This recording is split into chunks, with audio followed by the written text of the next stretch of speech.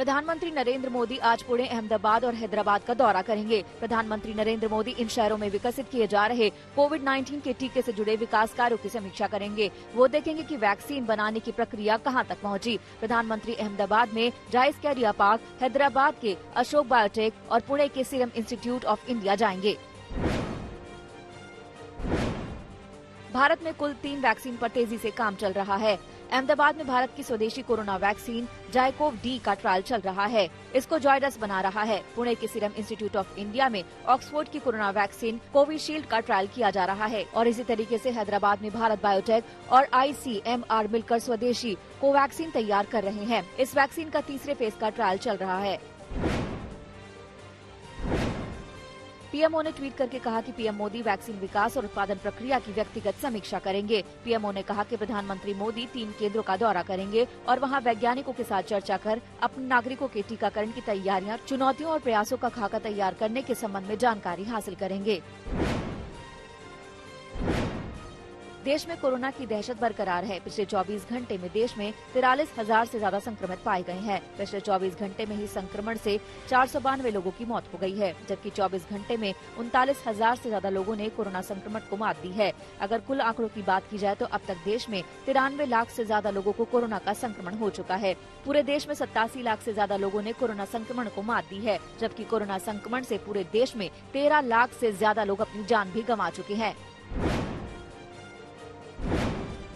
दिल्ली में कोरोना का डर लगातार बना हुआ है। दिल्ली में पिछले 24 घंटे में 5,000 से ज्यादा लोग कोरोना संक्रमण की चपेट में आए हैं। मगर परेशानी की बात यह है कि कोरोना से पिछले 24 घंटे में 98 लोगों ने दम तोड़ा है। दिल्ली में अभी भी 38,000 से ज्यादा कोरोना के एक्टिव केसेस हैं।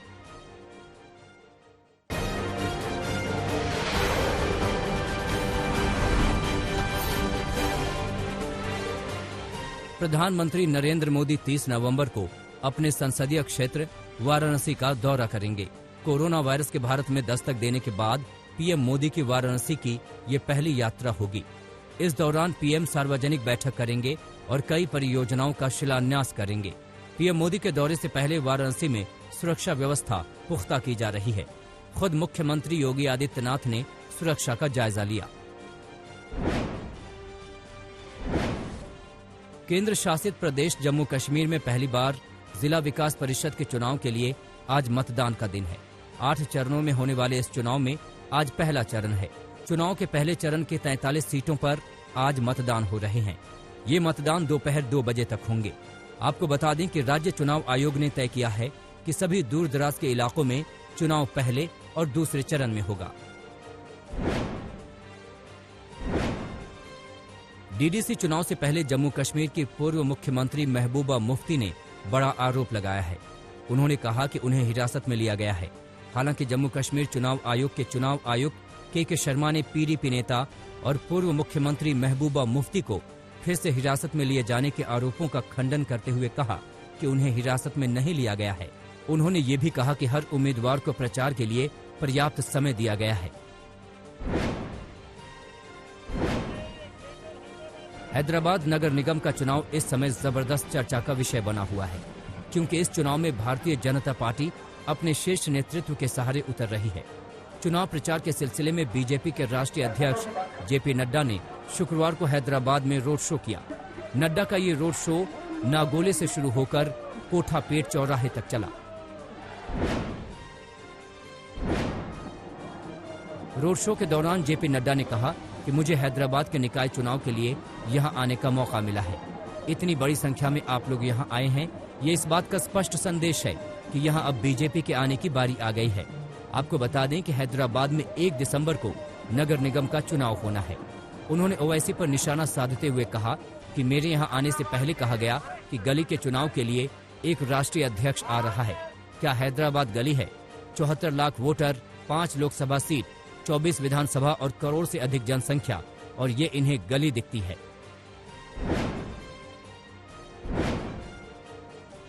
बिहार विधानसभा में शुक्रवार को नेता प्रतिपक्ष और आरजेडी नेता तेजस्वी यादव और सीएम नीतीश कुमार के बीच तल्ख जुबानी जंग हुई।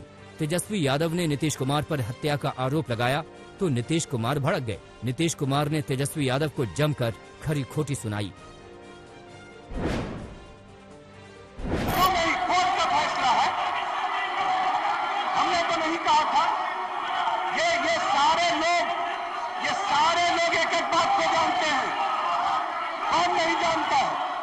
अगर किसी बात को जानने के आधार पर सुनिए बैठ जाइए।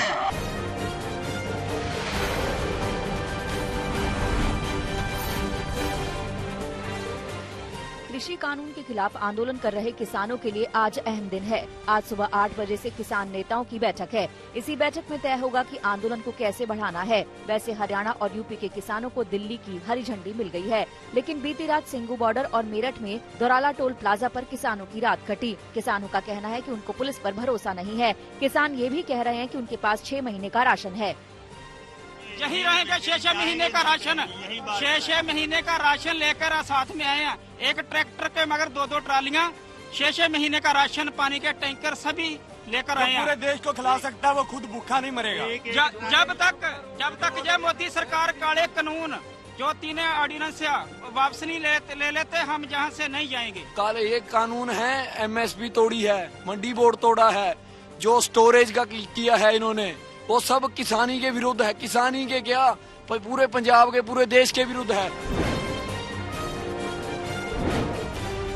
किसान अभी तक सिंघू बॉर्डर पर जमे हुए हैं। वो बुराड़ी के निरंकारी मिशन मैदान जाने की तैयारी नहीं है। वो बुराड़ी के निरंकारी मिशन मैदान पर जाने को तैयार नहीं है। हालांकि आखिरी फैसला थोड़ी ही देर में होने वाली किसान नेताओं की बैठक में लिया जाएगा। सिंघू बॉर्डर को कल ही किसानों के लिए खोल दिया गया था, लेकिन किसान आगे नहीं बढ़े।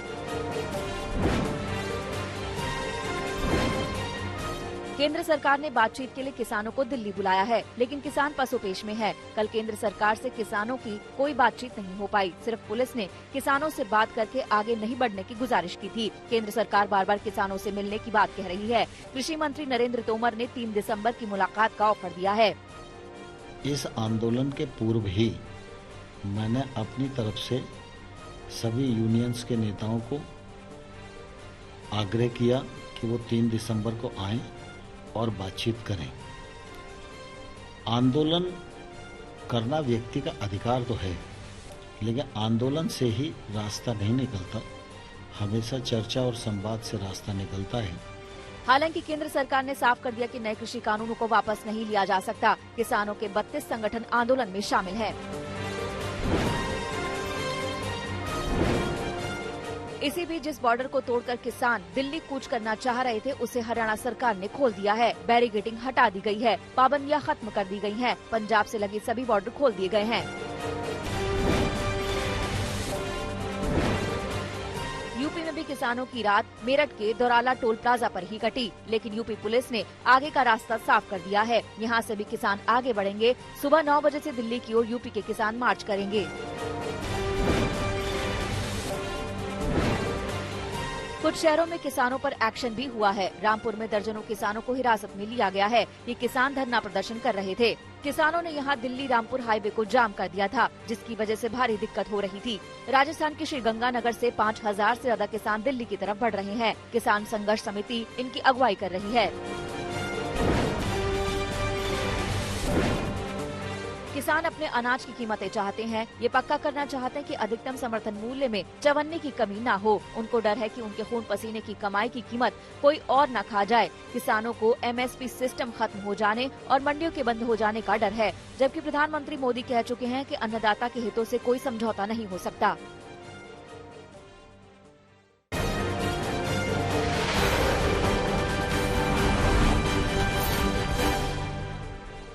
पश्चिम बंगाल चुनाव से पहले मुख्यमंत्री ममता बनर्जी को बड़ा झटका लगा है। अगले साल होने वाले विधानसभा चुनाव से पहले ही शुभेंदु अधिकारी पश्चिम बंगाल सरकार में अपने मंत्री पद से इस्तीफा दे चुके हैं। शुभेंदु अधिकारी पश्चिम बंगाल की TMC सरकार में परिवहन मंत्री के पद पर बने हुए थे, लेकिन अब शुभेंदु अधिकारी ने मंत्री पद से इस्तीफा दे दिया है। बताया जा रहा है कि शुभेंदु अधिकारी CM ममता बनर्जी से नाराज चल रहे थे, जिसके बाद उन्होंने बगावती तेवर अपना लिए हैं। कयास यहाँ तक लगाए जा रहे हैं कि शुभेंदु TMC का साथ भी छोड़ सकते हैं। शुभेंदु अधिकारी के पद छोड़ने के बाद बीजेपी ने TMC पर करारा हमला किया है। दिलीप घोष ने कहा कि ममता बनर्जी सूबे में तानाशाही कर रही है। इतना ही नहीं, दिलीप घोष ने शुभेंदु अधिकारी पर बोलते हुए कहा कि अगर वो बीजेपी में आना चाहें तो उनके लिए बीजेपी के द्वार खुले हैं। AIMIM के वरिष्ठ नेता और चार मीनार क्षेत्र से विधायक मुमताज अहमद खान हादसे का शिकार हो गया। हुआ यूं था कि मुमताज खान अपनी पार्टी के प्रत्याशी के लिए प्रचार करने मुगलपुरा पहुंचे थे। वो मंच पर कुर्सी लगाए बैठे थे और मंच पर आने का इंतजार कर रहे थे। अचानक मंच खिसका और मुमताज अहमद खान कुर्सी से नीचे गिर गए।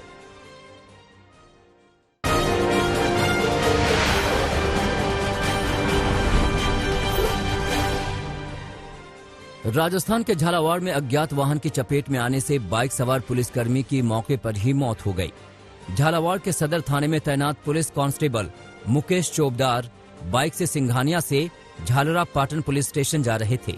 तभी एक गाड़ी ने उन्हें अपनी चपेट में ले लिया और बाइक के परखच्चे उड़ गए। घटना की जानकारी मिलते ही पुलिस मौके पर पहुंची। फिलहाल पुलिस ने मामला दर्ज कर जांच शुरू कर दी है।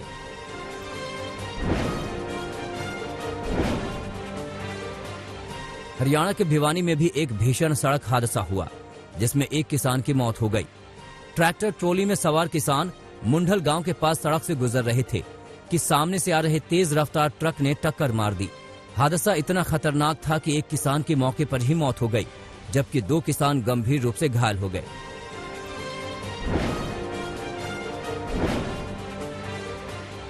उत्तर प्रदेश के बलिया में एक बार फिर लड़कियों की सुरक्षा पर बड़ा सवाल उठा है।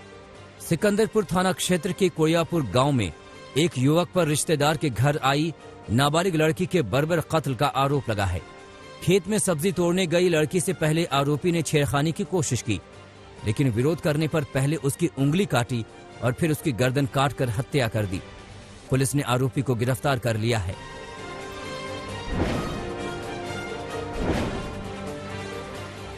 गोरखपुर कैंट के पास एक बड़ा हादसा हुआ है। दरअसल रेलवे ट्रैक को स्कैन करने का काम करने वाले इंजन में वेल्डिंग करते समय आग लग गई और देखते ही देखते पूरा इंजन जलकर राख हो गया। हालांकि इसमें किसी के भी हताहत होने की कोई सूचना नहीं है, लेकिन एक छोटी सी चिंगारी ने रेलवे को बहुत बड़ा नुकसान पहुंचा दिया। गोरखपुर कैंट में स्थित टीएमसी रेलवे वर्कशॉप में इस घटना की जांच की जा रही है।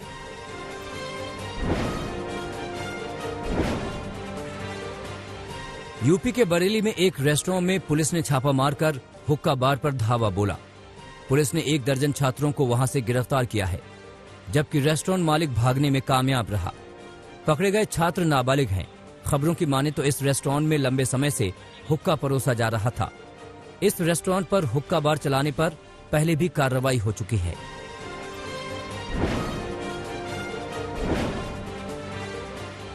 राजस्थान के धौलपुर में पुलिस ने 5 अपहरणकर्ताओं को गिरफ्तार किया है। इन सभी किडनैपर ने 11 साल के बच्चे का अपहरण कर 55 लाख रुपए की फिरौती मांगी थी। अपहरण किए गए बच्चे के दूर के रिश्ते में भाई ने ही अपने 4 साथियों के साथ वारदात को अंजाम दिया था। कर्ज में डूबे होने और पैसों की जरूरत की वजह से रिश्तेदार ने वारदात को अंजाम दिया। पुलिस ने 19 नवंबर को बच्चे को मध्य प्रदेश के नूराबाद इलाके से अगवा किया था और अब 5 अपहरणकर्ता भी शिकंजे में आ गए।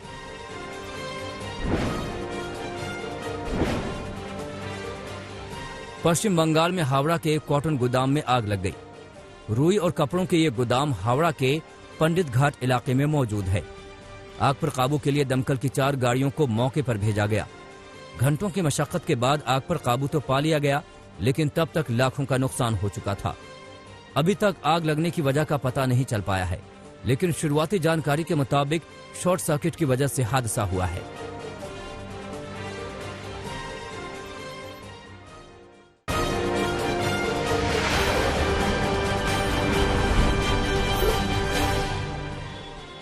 रामपुर में बहू ने सास की गला घोंटकर हत्या कर दी। पुलिस ने आरोपी बहू को गिरफ्तार करके जेल भेज दिया है। बहू ने वारदात को 24 बीघा जमीन के लिए अंजाम दिया।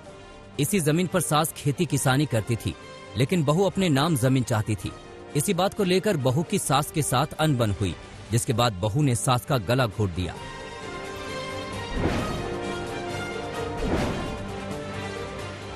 मथुरा में 2 साधुओं की हत्या के मामले में पुलिस को अहम कामयाबी हाथ लगी है। पुलिस ने साथी साधु को ही गिरफ्तार किया है। आरोपी साधु राम बाबू की कुछ दिन पहले मृतक साधुओं के साथ अनबन हुई थी, जिसके बाद चाय में कीटनाशक दवा मिलाकर आरोपी ने पिला दी।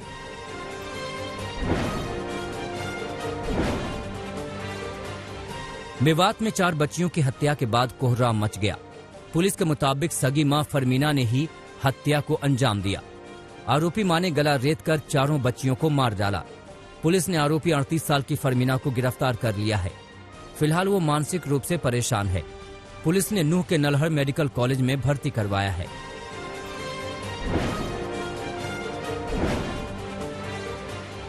अमृतसर में युवक को गोली मारने की घटना सामने आई है। वारदात सीसीटीवी में कैद हो गया। अज्ञात हमलावर ने 7 गोलियां मारी। चश्मदीद के मुताबिक जब वो दुकान के अंदर बैठे तभी गोलियों की आवाज सुनाई दी, लेकिन वारदात के बाद हमलावर फरार हो गया। सूत्रों के मुताबिक मामला गैंगवार से जुड़ा है।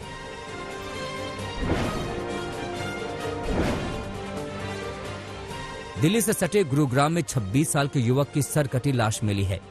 पुलिस ने झाड़ियों से लाश को बरामद किया। पुलिस के मुताबिक मृतक किसी होटल में कुक का काम करता था। पुलिस ने सीसीटीवी कैमरा का फुटेज खंगालना शुरू कर दिया है। हत्यारे का अब तक सुराग नहीं लग पाया है।